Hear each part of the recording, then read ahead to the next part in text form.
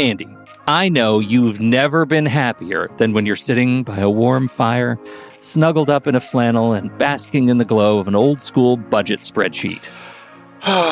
It is a special day I can shut down the world for a little me time. In a world full of applications, why do these antiquated documents and spreadsheets still run the world? And why haven't they been updated in over 50 years? That's why we want to talk about Coda. Coda is a new kind of doc that brings words, data, and teams together.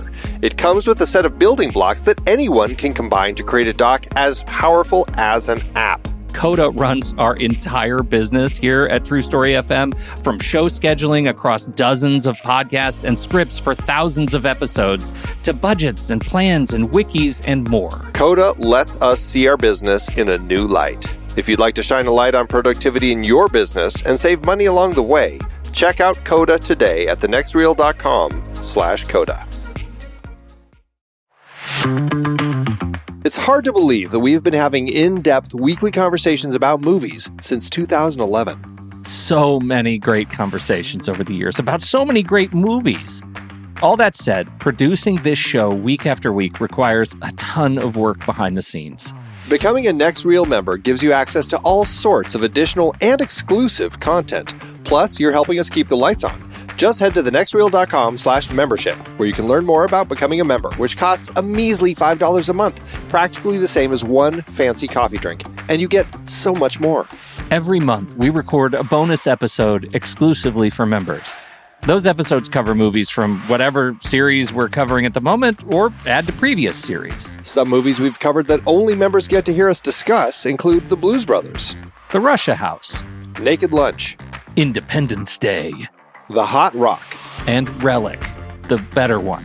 Plus, members get to vote on what we're going to discuss for those episodes. We also record additional pre- and post-show content in regular episodes that only members get to hear, like conversations about similarly themed movies. And answering listener questions from our live member chat. Speaking of our live member chat, we record almost all of our episodes in Discord, where members can chat right along with us live. Members get access to other members-only channels in our Discord community as well.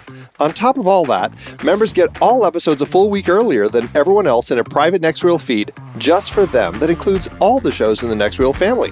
The Next Reel, the Film Board, movies we like, Sitting in the Dark, and more new projects on the way. To top it all off, members don't have to listen to ads.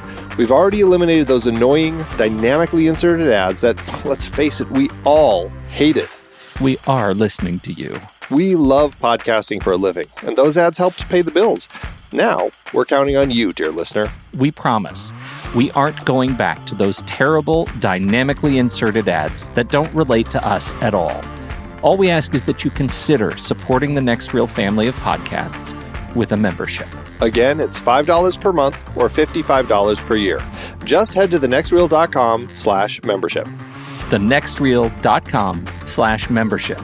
Get your access to early, ad-free episodes with bonus content, member bonus episodes, and access to member channels and live streams in Discord by signing up today.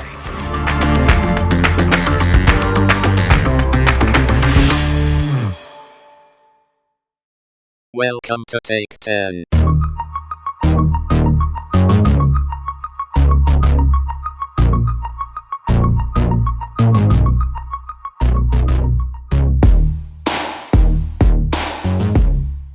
Welcome to Take 10. I'm Kyle Olson from the Marvel Movie Minute and the Swashbuckling Ladies Debate Society podcast, and with me is my co-host, Rob Cabasco. Hey! What's happening? So we have another list of 10 things, and in this episode, as you saw by the metadata on your device, we are talking about Star Trek. So we are picking 10 episodes of Star Trek. Are these the best episodes? No. They are just 10 episodes we want to talk about. Star Trek has been on my mind a lot lately for a future project, which you'll be listening to hopefully in the near future. But while we were talking about it, we started talking about all these different episodes that made a big impact on us that we really liked. And so we decided to do this episode about that. We're talking about all the different shows. So there's all the different live action series, animated series, anything that has been televised, I should say. So like movies off the table, like we're just talking about specific episodes of the show. But after that, all bets are off. Like if you want to talk about 5 Next Generation episodes? Sure. Go for it. We put no other rules on it beside that. And so we also have not talked about what each of it are, so it'll be interesting to see how much they overlap or don't, or complement or contradict.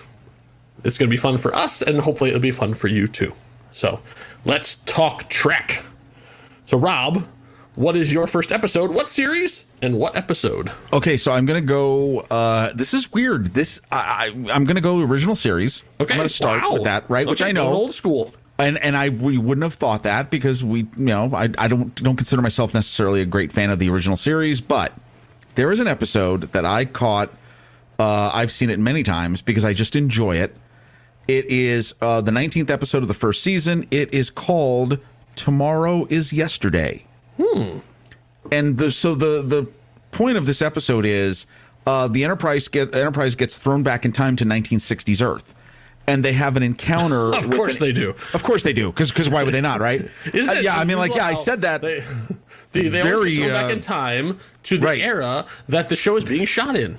Yeah, I mean, now you would think to Almost yourself, like there's budget concerns. there's budget constraint. Well, 19th episode of season 1, like we're exactly. okay. But the thing I love about this is that kid because I love. of course, they have an encounter with an Air Force pilot, and he's flying an F-104. So I mean, my father's experiences being in the Air Force, like I always just kind of been interested in this episode, and it's just a really cool experience of them. They try to the Air Force pilot has basically been given the authorization to intercept them. They're in the atmosphere, like you could see them like from the ground. You can see them in the clouds, and they try to tractor beam the plane. It breaks up, so they have to beam the pilot into the Enterprise. And it's a interesting story of how they have to interface with him. There's also something going on with the ship because of they've time traveled. And here's the reason why I love the episode: the remastered version. The new special effects of seeing the Enterprise in the atmosphere, really well done. Like, and I just love episodes where things are merging, right? Like, again, like you can go online and search for pictures of, what would the Enterprise look like if it was landing over San Francisco, right? Like, this episode is that, and it's got all the greatest stuff that makes Star Trek Star Trek. Spock gives Kirk some of the most craziest "I've had enough of you" glances. Stuff goes wacky. There's moments where Kirk is lit weirdly because he's made to look like he's a bit psycho, and you get it all. Like, you just get everything that people think of when you think of the original series of Star Trek, you get in this episode, with the whole added benefit of, yeah, they've got a modern day pilot, and then they have to go down to talk to the Air Force people, and he gets interrogated. It's all the stuff that you expect from an episode. I just really enjoy this. I know it is not usually on the list of top episodes of the original series. I've never even heard of it before. I'm not a big original series fan. I've not seen all those episodes. So yeah, that everything you're saying is new to me. Oh, it is absolutely worth checking out.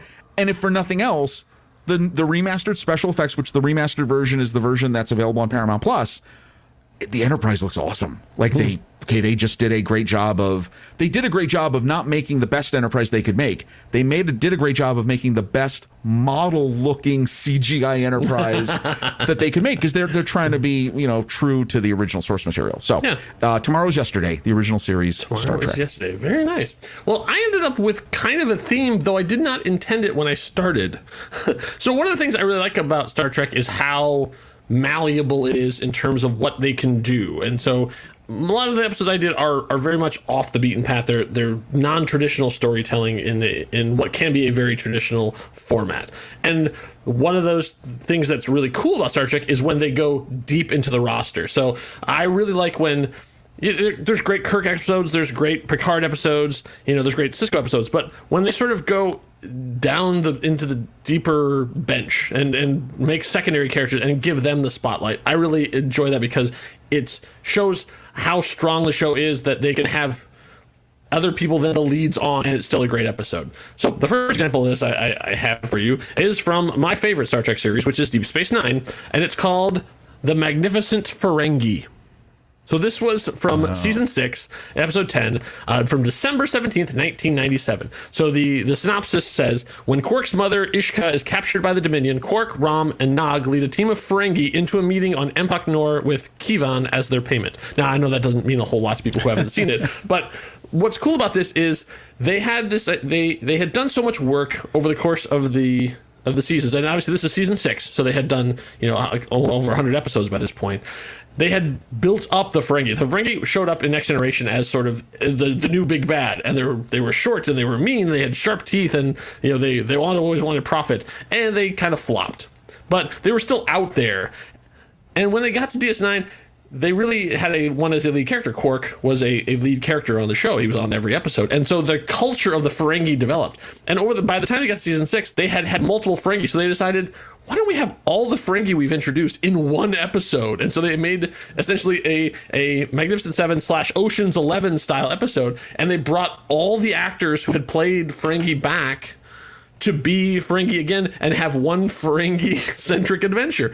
And it was really cool. The only one who didn't get to be in this was Wallace Shawn, and the only reason why is because schedule. Like, he was a busy working actor, so they couldn't get him to come at the same time. But they have everyone in this. All the A story is all Ferengi, and it's none of the lead cast except for Armin Shimmerman as Quark. And it's so fun and so silly and so over the top. And you get, not only do you get Jeffrey Combs, who's like the secret weapon of latter day Star Trek. He's been in almost every Star Trek series, and every time he shows up, he makes the show better. But freaking Iggy Pop is in this episode as a Vorta. Like he was a big fan of Star Trek, and they brought him in, put him in makeup, and he's a part of the show. He's who they're ransoming off in order to get Quark's mother back. It's silly, it's over the top, it's funny. It also has a little bit of heart to it too. I think it's a great episode, and it shows sort of the strength of Deep Space Nine, that they can actually just take an episode off of major plots and all the Bajoran religions and Cardassian schemes, and just have a silly Ferengi episode, and it turns out to be a great episode. That's what a awesome pick. And I love the Ferengi. I love the But Ferengi, I will tell you, though, just as if he needs more props, but please do. Yeah. Armin Shimmerman. Yes, Armin Shimmerman. I don't even know. Like, you don't get the Ferengi without Armin Shimmerman. No. Doesn't happen. Yeah, in the same way that like latter day Klingons are off of the shoulders of Michael Dorn. Yes. Ferengi work because of the hard work that Armin Shimmerman put into making Quark a 3-dimensional character. Yes. Yeah. It all came back from there. And say, I mean, like you could say the same thing about Leonard Nimoy and Vulcans. Like Sure. These guys did the hard work, and everyone who comes after, their job is that much easier because of the hard work that these guys have put in week after week. Yeah, Armin Shimmerman, one of the greats. He does not get enough credit for how much emoting he could do under that much latex. Well, what a good pick. That's a great DS9 pick. Yeah. Wow, very nice. Fun one to start out with, I thought. All right, very cool. All right, I'm going to continue. I did have a little bit of a theme with mine. And this one, look, I have a soft spot for this episode, even though I know a lot of people talk about it. This is the 15th episode of the 3rd season of Star Trek The Next Generation, Yesterday's Enterprise. Oh, good one. I love first of all, the greatest thing what I love about this episode is, and other shows do this, in that, okay, so there are gaps in their history. The show has a gap, right? Mm-hmm. The best thing I can come to explain this is Doctor Who. So when Doctor Who returned in 2005, there was a little bit of a gap, right? And they kind of alluded to all this. And then Stephen Moffat, towards the 50th anniversary, fills in the gaps of what happened between Doctors, right? And things that you never thought you'd see, and you're like, oh my God, I'm seeing this. This is amazing, right? That's what this episode is. This episode fills in the gaps of, well, where's the other Enterprise D? I've been watching the show now. Yeah. What happened, right? Yeah. And it does it so well. This was such a great episode, not just because you get to see another Enterprise. You had a surprise cast member returning. Yep. It has harkens back to a very classic episode of the original series, alternate universe and timeline. I always have a soft spot for this episode. It's such a great it's a great episode, but a great design. Like the fact that they were able to show they redesigned the whole ship and the costumes and everything just subtly enough to show that it was different, but not enough that they were going to break their budget. Oh yeah, lighting makes such a lighting difference. was a big thing, but like the pins and the sashes and the differences in the badges and all these little subtle touches. Yeah. Oh no, everybody had what a great amount of fun, a lot of creativity in terms of production design. Because again, you're right. Yeah, I mean, you're not going to blow your budget right on this, and some really great character stuff. I mean, not only is it Tasha Yar returning, right? Like, you've got Whoopi Goldberg is integral to the story. I mean, because she's the only one who notices that something's gone amiss. Something's gone amiss, and the way it's just the way it's done. Even I know it's a cliched pick, but I don't care. Watch There's it. a It's reason awesome. why it's mentioned in top 10 lists all the time, because it's a really good episode. Yeah. All right, so my next one is a little more personal to me. So while I love all the shows, I think of them as aspirational, where it's like, boy, it would be nice to be brave like Kirk. It'd be nice to be smart like Spock. You know, all these things were, but I never saw myself in any of the characters. I just enjoyed watching their exploits and watching. I actually saw an article this week called "Competence Porn," and the picture they used was Next Generation, and they said like these are like shows to watch people being really good at their jobs, and like actually that's like William Goldman said, people love watching people who are good at their jobs, and I feel the same way. But what if there's someone who was good at their job but didn't quite fit in? And so I want to talk about Next Generation episode called Hollow Pursuits. It's season 3, episode 21 from April 30th, 1990. And it introduces the character who I most identify with in all of Star Trek, and that's Lieutenant Reginald Barclay. Oh, nice. I love this episode. I love this episode so much. I bought the episode on VHS tape. Do you remember that? When they used to put out the episodes, one episode you would have to buy for like $15 on a VHS tape? Yes. Are you serious? I bought it and I watched it another time because this spoke to me in such a deep way. So the synopsis says, a shy member of the Enterprise crew becomes addicted to the holodeck, where relationships are easier than in real life when his knowledge is needed in engineering. So the idea was he's a brilliant engineer and he just doesn't fit in. They actually call him Broccoli, because no one can ever have a conversation with him. He's socially awkward around people, like brilliant at his stuff, but he doesn't play well with the team. So everybody just sort of like writes him off. Well, as you learn about him, and he has this very rich fantasy life that he lives out in the holodeck, where he's the hero, where he saves the ship, where he's Cyrano de Bergerac, like all these things. But when he's outside of it, he can't relate to people. And so there's even one passage that I have used. When I was making mixtapes, I would put this on there just as a explanation. So he's trying to explain what it's like for him being around these people to Geordi LaForge, who is obviously the chief engineer. He says, I mean, I'm the guy who writes things down to remember to say when there's a party. And then when he finally gets there, he ends up alone in the corner, trying to look comfortable examining a potted plant. And he says, you're just shy, Barclay. And Barclay says, just shy. Sounds like nothing serious, doesn't it? You can't know. And I'm like, oh my God, even the hairs on my arm go up, because I'm like, I feel this in my soul. Like, this is social anxiety he's talking about. And I'm like, I didn't know other people felt like this, thought like this. Like, I thought this was just me, I watched the thing and I'm like, holy cow, I am Barclay. I feel awkward in these situations. I don't know what to do with parties. I don't know how to relate to regular people. Like, holy cow. Like, and luckily Barclay has shown up multiple times too, and they have never fixed him.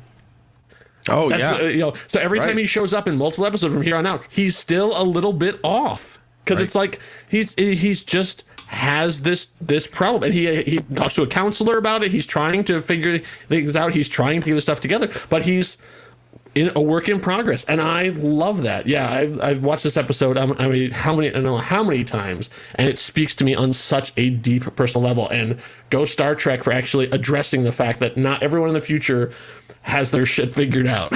Yeah, right. No, absolutely. Dwight Schultz, awesome. And testament to that character. I mean, one of the few, not of the 7, that actually has a role in movies. True. Very true. Because that character actually does show up. Like, you see him. So that's a big deal. Yeah. That's awesome. Oh, great.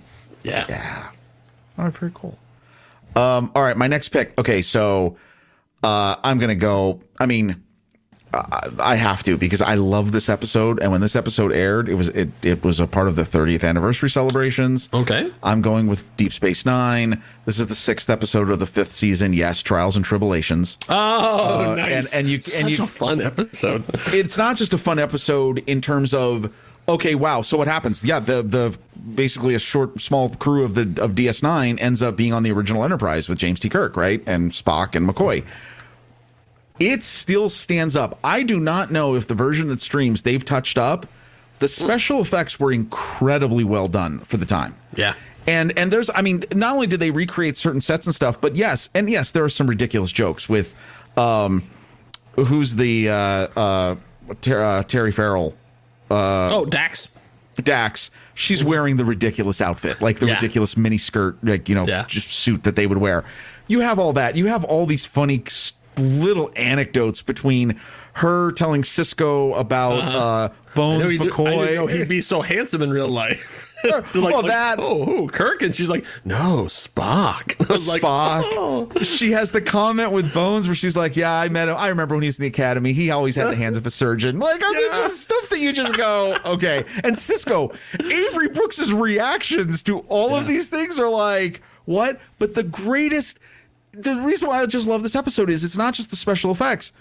The greatest moment in the episode to me is when Miles O'Brien and the doctor, and they're all in the bar, and Worf comes in, and they're all being told that, there's a table of Klingons over there, and they're like, what do you mean? There's just a bunch of guys with dark hair. Like, yeah, those aren't Klingons. And they all look at Worf.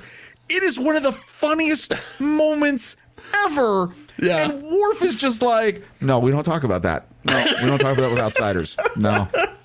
And they're like, dude, what is it? Was it like gene splicing? Yeah. Was it a virus? What happened? Yeah. No, we don't. No, forget about it. They're Klingon. That's all I'm going to say. Yeah. Oh, that episode. I was hoping that would be your final point on that too, because like that is such a beautiful piece of meta commentary, such a great continuity wink nod joke that like they acknowledge it in the show, that the fact that like Klingons when they first showed up were just guys with brown hair and mustaches, dark hair and mustaches, and then by the time they get to Next Generation, they're with the full on heads. Right. Like, what happened between the two? We're just, not going to talk about it. And when in future we get kind of an explanation. Yeah, exactly. In the Star Trek Enterprise, they actually do address why that is. And they make a whole really good arc about it. And no, the thing that I think is great about this episode is, again, looking at another science fiction show like Doctor Who I've mentioned. Yeah. When they do the anniversary shows, for places that want to do it, when they're done well, like the 50th. Yeah. It's amazing. This was actually a fantastic 30th anniversary event. Trials and Tribulations. Yeah. They nailed it. It's awesome. Yeah, it's silly and it's fun and ties into continuity. Yeah. Good choice. I'm continuing the love for our favorite show. My next one is also a Deep Space Nine show, and it also is a sort of going along with Hollow Pursuits. It has an interesting sort of tie-in too, because it's another of a secondary character that they decided to spend a whole episode on. But this one isn't necessarily about the big sci-fi thing. It's not about ancient gods. It's not about machines. It's about dealing with a loss. So this episode is called "It's Only a Paper Moon." It's from season 7, episode 10. So this is near the end of their run, and they had basically earned enough that they could like take a second, step back, and just have a character working through something, and in a really, really deep, meaningful way. So the synopsis says, in the aftermath of an injury that left him disabled on AR-558, Nog returns to Deep Space Nine, but finds he cannot go on living his uncertain life and seeks shelter within the fictional world of Vic Fontaine and Las Vegas, 1962. So what had happened was Nog, one of the great secondary characters in Deep Space Nine, joined Starfleet, served in the war, and lost a leg. And so he actually had an artificial leg through the rest of the series. And here he's dealing with that. Basically, this is about being disabled and post-traumatic stress and dealing with all this stuff. Like, even though medically the leg is, his artificial leg is supposedly perfect and should work clinically, he says it still hurts him. He says he can still feel it. It doesn't fit right. All these things. And then he's having trouble getting back into normal life because of what he went through. He's having flashbacks. He came through. So there's a a running thing in the later episodes of Deep Space Nine where they have created a holodeck that is just running Vegas all the time. So like they had an adventure and they created like this side thing where they were getting in Vegas 1962. Well, it became so popular, they just leave it running all the time now. So people can go in and out of Las Vegas 1962 in this holodeck whenever they want. And Vic Fontaine is a character from that hologram, from that holodeck adventure, who's just around all the time. He's like basically almost like an artificial intelligence. He can, he's the host. He's there but he also controls himself, so he can shut himself off if he doesn't want to be around anymore. He can, do whatever he wants.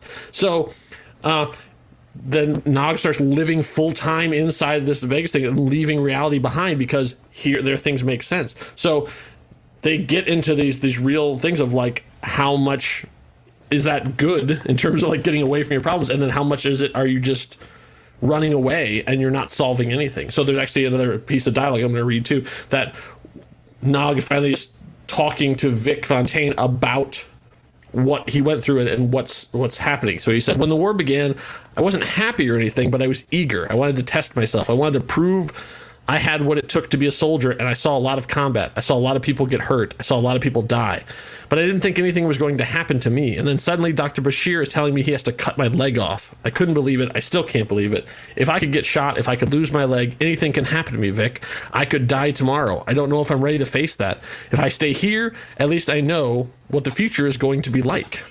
And so Vic answers, you stay here, you're going to die. Not all at once, but little by little. Eventually, you'll become as hollow as I am.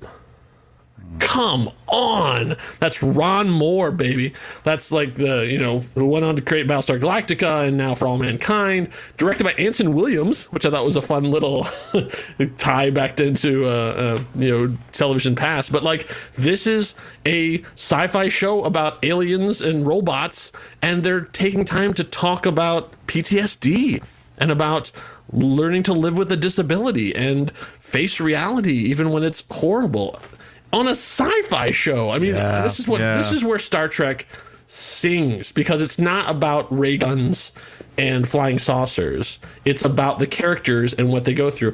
And when they can take a moment to have a character work through something like this, positive or negative, I think it's when the show is at its best. Oh, good. Okay. Good pick. Don't worry, they're not all as heavy. I have some other fun ones coming on, so I'm not going to be, making everybody cry over the next couple episodes too. But those two, I think, are excellent examples of when Star Trek can really, really dig into something and take a moment with characters you've grown to know and love and make you feel something about them, as opposed to just seeing what scientific theory they're going to come up with to get them out of the mess they're in. Oh, that's awesome. Okay, so I'm going to save my fifth pick. I'm going to save for a current show. So I'm going to go back again to a classic Star Trek, not original series, but Next Generation. Yeah. Okay, I love this episode so much. It is. This may have been the show, and this was in the 5th season. So I think this is the 18th episode of the 5th season of the Next Generation. This is the episode that took me from fan to absolutely loves Star Trek. Oh. Cause and effect. Okay. And the reason is because I still think this is such a, again, it might think it's a cheap trick. The Enterprise blows up before the opening credits, right?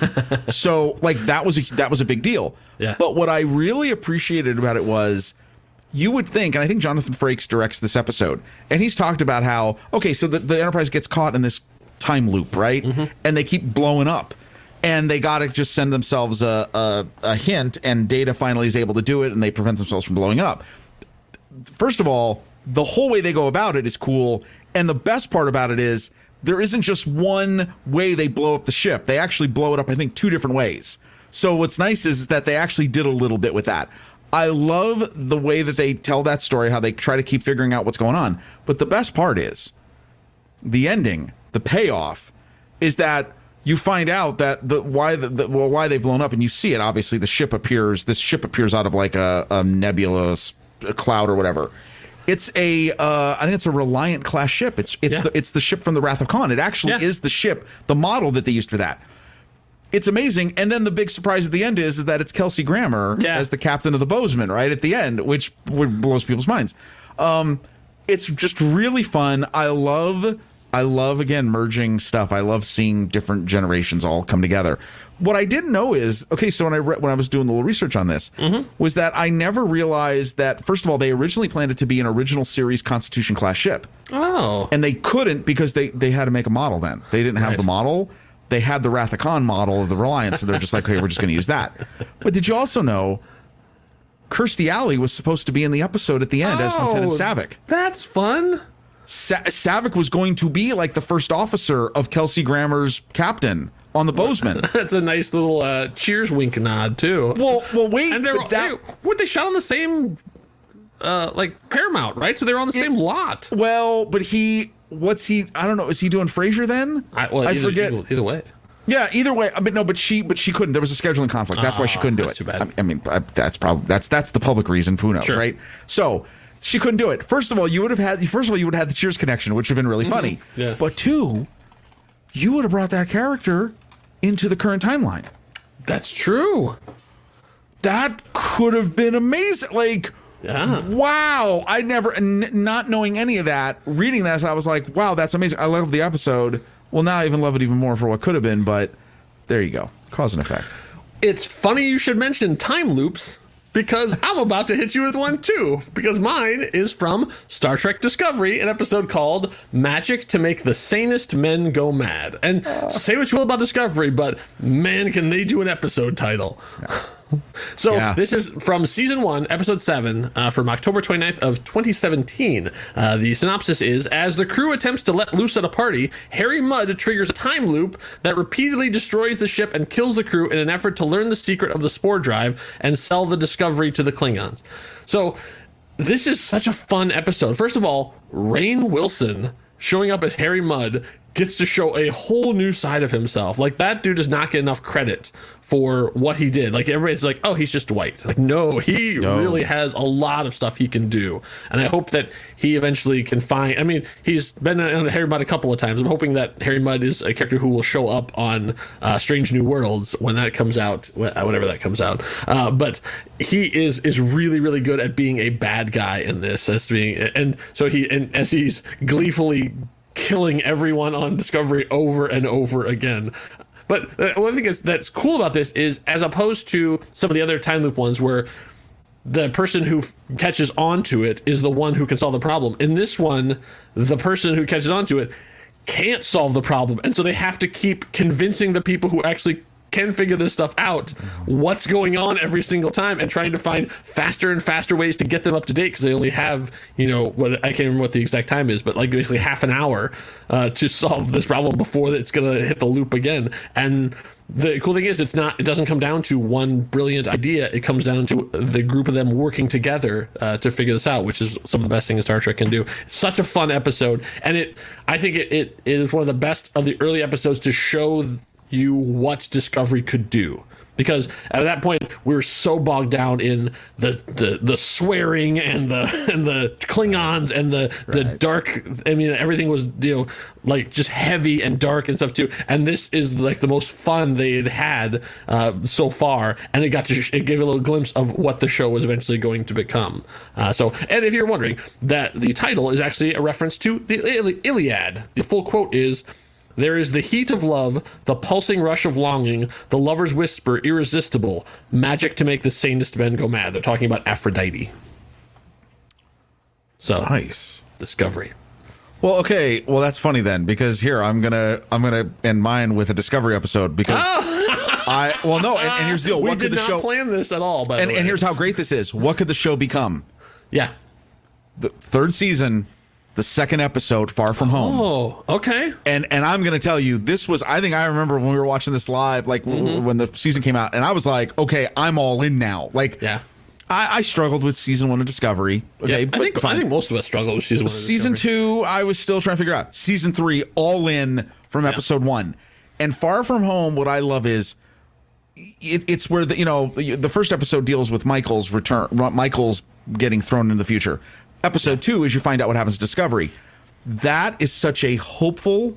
It is such a, what a statement on what people and Saru, who's not human, right? I mean, but still, what sentient living beings can be. man, that episode just lit me up. I got totally excited for the whole season. If I remember right, that's a really good Tilly episode. Yes, is that correct? That's where they go. That's where they have the standoff with the guys in the shelter. Yes, in the bar. Yes. Tilly is so great in that one. Yeah, she's one of my favorite characters in all Star Trek, and she had she really gets to shine in that episode. So again, like if you're looking for, I don't know. I mean, it's so weird. It just, that to me summarizes what that show now is, and obviously Star Trek's in good. The future of Star Trek is really great, just based on that. So there you go. Far From Home. So my last episode is actually not from any of these series, and it's not from animated. It's actually a short trek. So if you remember, there was a series of between the first and second season of Star Trek Discovery, they did something called short treks. They were mini episodes of different things going on in the Star Trek universe. And this one I want to talk about is chronologically the final episode of Star Trek. It's called Calypso. So it aired, but didn't really air because you can only watch it streaming on November 8th, 2018. So the synopsis is: a human soldier wakes up aboard Discovery centuries after the ship had been abandoned and develops a close relationship with the AI interface that saved him.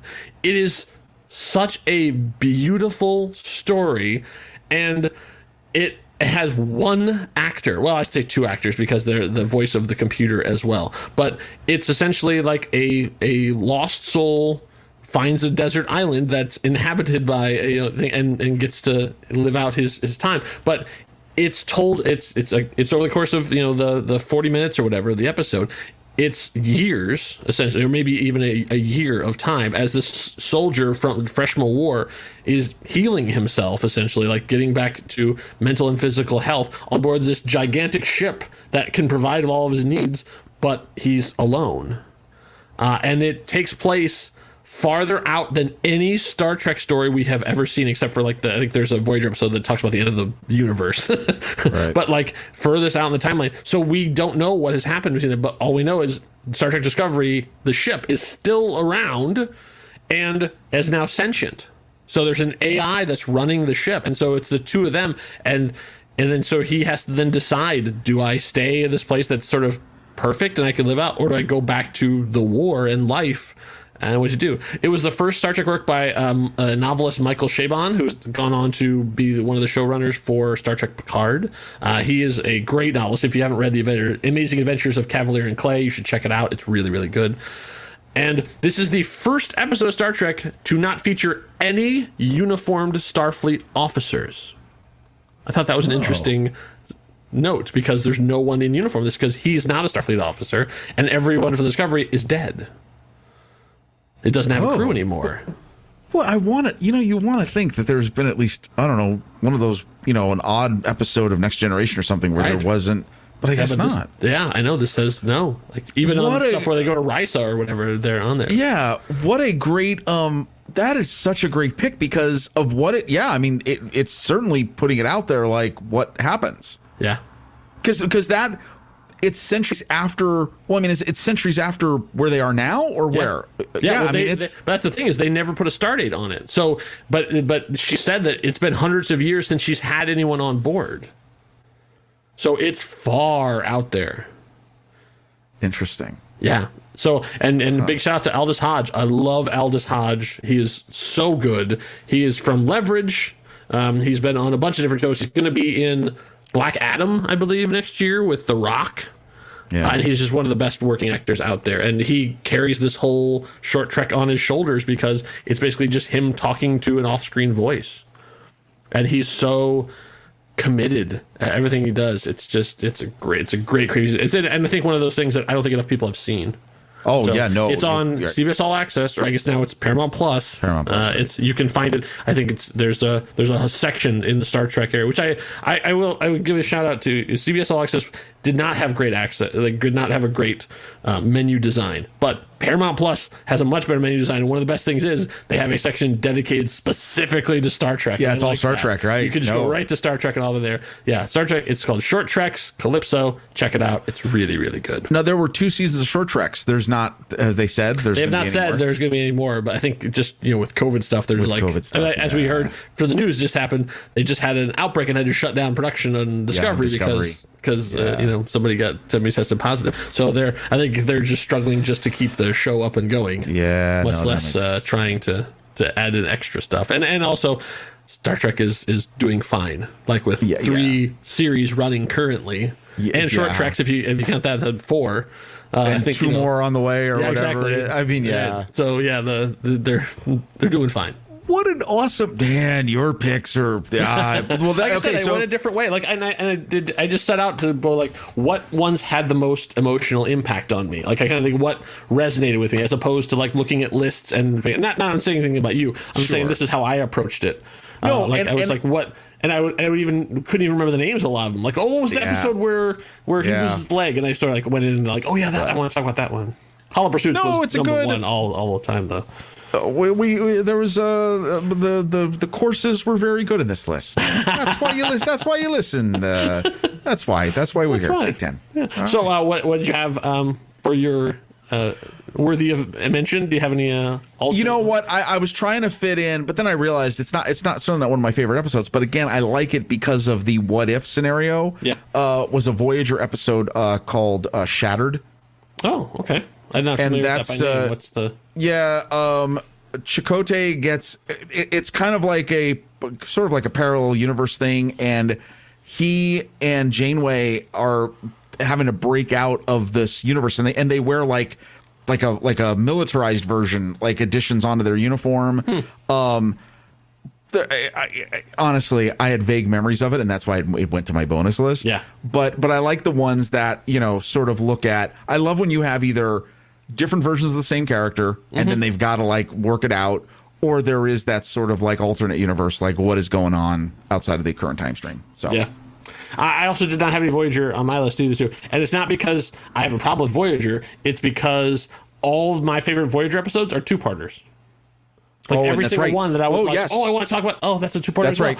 Equinox, Year of Hell, Dark Frontier, like all these great episodes. Almost all are 2-parters. And I was like, oh well, by our category list, maybe we should do our favorite 2-parters at some point. But they didn't fit in. The one I want to shout out as a honorable mention was one of my favorite episodes because my favorite character on Voyager was, of course, the Doctor. So there's an episode called Message in a Bottle where they send the Doctor's signal to another ship that has this really advanced holographic system. And when he gets there, there's another holographic Doctor, and played by Andy Dick.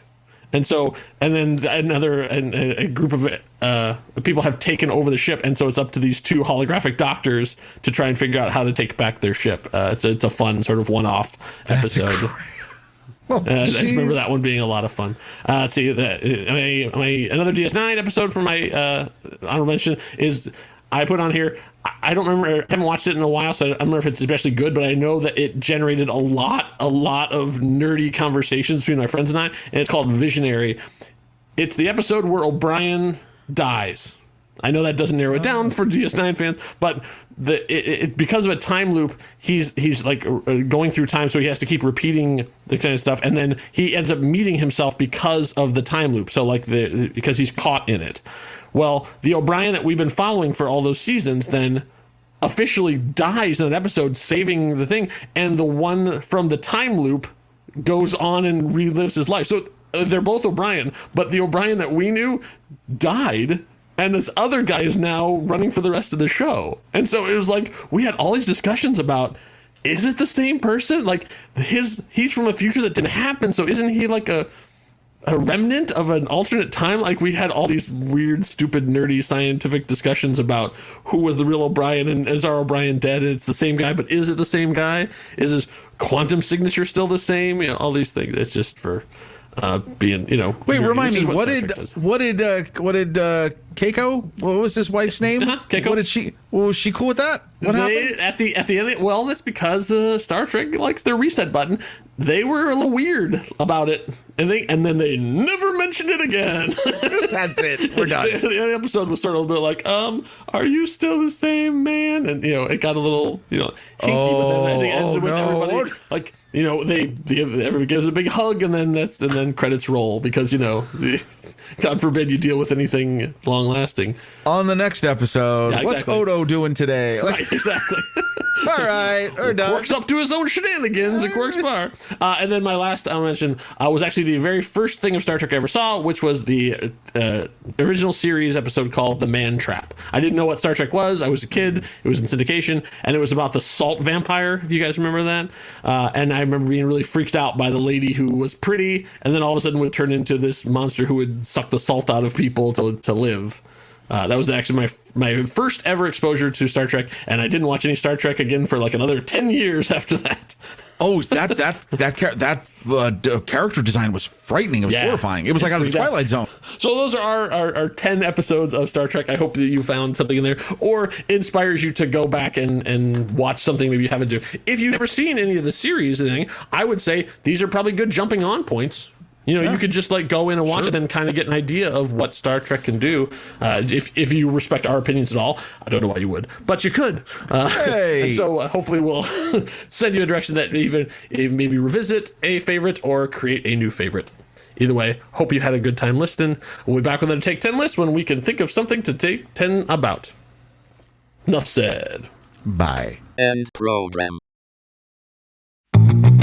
I love the conversations that so many of our hosts have had on their shows. Steve and JJ on Trailer Rewind, Ray and Ocean on Silver Linings, even Tommy's short-lived Wait, Hear Me Out. So many listeners want to make sure they've watched the movie before tuning in to any discussion on our podcasts. Well, the best way to watch the movie is to look it up on our watch page. Our watch page lists all the movies that we have discussed on all the shows from the Next Reels family of podcasts, including the one you're listening to right now. It's your one-stop shop for Apple and Amazon links where you can rent or buy the movie. Trailer Rewind movies like Raw, The Nice Guys, The Peanut Butter Falcon, or Free Fire. No, Wait, Hear Me Out movies like Josie and the Pussycats or Return of the Living Dead. Or Silver Linings movies like Repo Men, Daredevil, and The Wolfman. Plus, by using those links to rent or purchase movies, Apple and Amazon will show us a little bit of love, which allows you to support our family of shows with minimal effort. It's a great way to support the show and find something to watch. That's right. Head over to thenextreel.com/watch to pick out your next movie and start watching today.